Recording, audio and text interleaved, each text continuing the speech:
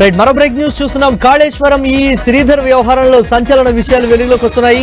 అధికారుల ఆదేశాలను పక్కన పెట్టిన శ్రీధర్ బదిలీ అయిన తర్వాత కూడా ఏడాది పాటు చొప్పదండిలోనే ఈఈగా పనిచేశారు. ఈఎన్సీ అనిల్ ఆదేశాలతోనే శ్రీధర్ పనిచేసినట్లుగా అనుమానిస్తున్నారు.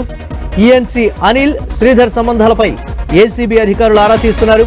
కస్టడీలో భాగంగా శ్రీధర్ ను అధికారులు విచారించనున్నారు. ఈఎన్సీ అనిల్ పాత్ర పైన ఏసీబీ విచారించనుంది. మరికొంతమంది అధికారుల పాత్ర పైన ఏసీబీ అనుమానిస్తోంది.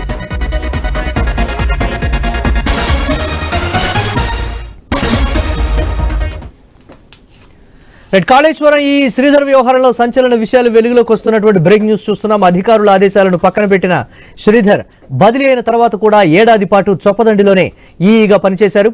ఈఎన్సీ అనిల్ ఆదేశాలతోనే శ్రీధర్ పనిచేసినట్లు అనుమానిస్తున్నారు.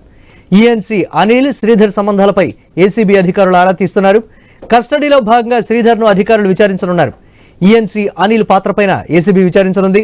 మరికొంతమంది అధికారుల పాత్రపైన ఏసీబీ అనుమానిస్తోంది. ఇక దీనిపై మరిన్ని అప్డేట్స్ మా కరెస్పాండెంట్ ప్రశాంత్ మరిన్ని అప్డేట్స్ అందిస్తారు.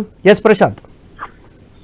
మురళి, కాళేశ్వరం ప్రాజెక్టు పైన రాష్ట్ర ప్రభుత్వం నియమించిన కమిషన్ విచారణ కొనసాగుతుంది. ఈ నేపథ్యంలో అటు అధికారుల యొక్క పాత్రలపై లోతుగా అధ్యయనం చేస్తున్న commission chairman justice Piyush Goyal ప్రతి విషయాన్ని కూడా ఆరాధిస్తున్న సందర్భంలో కొన్ని విస్తుపోయే విషయాలు బయటపడుతున్నాయి. ఇందులో అధికారుల ముఖ్య పాత్రకు సంబంధించినటువంటి విషయాల్లో సంచలనాలు లభించడంతో అయితే కమిషన్ కూడా ఆశ్చర్యం లోను చేస్తున్న పరిస్థితి. అయితే ఏదైతే ప్రభుత్వం కావచ్చు, ప్రతిపక్షాలు గత ప్రభుత్వం చేసిన కాళేశ్వరంలోని లోపాలు, అవినీతి, నిర్లక్ష్యం పైన ఎలాంటి ఆరోపణలు చేశారో అవి అధికారుల రూపంలో స్పష్టంగా బయటపడుతున్న నేపథ్యం అయితే మనకు కనిపిస్తుంది. అందులో కాళేశ్వరం ప్రాజెక్ట్ లో ఈఈగా వ్యవహరించినటువంటి శ్రీధర్ వ్యవహారంలో అయితే సంచలన విషయాలు బయటికి వస్తున్నాయి.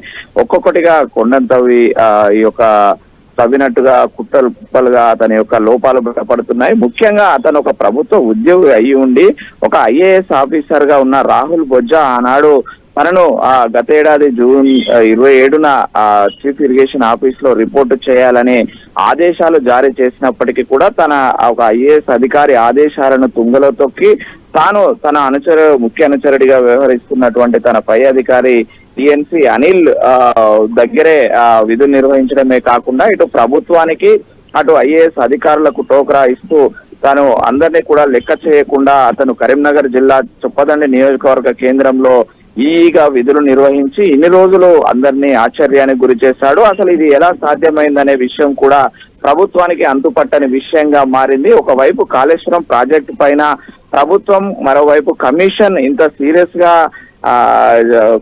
విచారణ సాగుతున్నప్పటికీ కూడా తాను ఒక ప్రభుత్వ అధికారిని మరిచిపోయి అటు ప్రభుత్వ నిబంధనల తుంగలో తొక్కి ఇటు ప్రభుత్వానికి వ్యతిరేకంగా, ప్రభుత్వ నిర్ణయాలకు వ్యతిరేకంగా పనిచేస్తూ తాను గతంలో ఏదైతే ఏ అధికారిని అయితే నమ్ముకొని ఈ యొక్క విధులు నిర్వహించాడో అదే అధికారి నమ్ముకొని మరోసారి ఈ యొక్క వ్యవహారాన్ని వెలగబెట్టినట్లు అతని విచారణలో ఒక్కొక్క విషయాలు బయటపడుతున్నాయి మురళి. అందుకే ఈ విషయంలో ఈఎన్సీ అనిల్ పాత్ర పైన కూడా శ్రీధర్ ఎలా ఇన్ని రోజులు అక్కడ సస్టైన్ కాగలిగాడు, అసలు ప్రభుత్వ ఆదేశాలను కుంగలో తొక్కి చొప్పదండిలో ఈగా ఎలా ఉన్నాడు, అతను ఉండడానికి ఎవరు సహకరించారనే విషయాలు లోతుగా అధ్యయనం చేసినప్పుడు ఈఎన్సీ అనిల్ పాత్ర బయటపడడంతో ఇతని పాత్రను కూడా ఏసీబీ లోతుగా మరింత అధ్యయనం చేస్తుంది. ఎందుకంటే ఇటు కరీంనగర్ జిల్లాలో ఇతను విధులు నిర్వహించి ఇటు ప్రభుత్వానికి అటు ప్రభుత్వ అధికారులకు ఐఏఎస్ అధికారినే అటు తప్పుదో పట్టించిన ఘటనను కూడా ప్రభుత్వం సీరియస్ గా తీసుకునే అవకాశం ఉంది మురళి.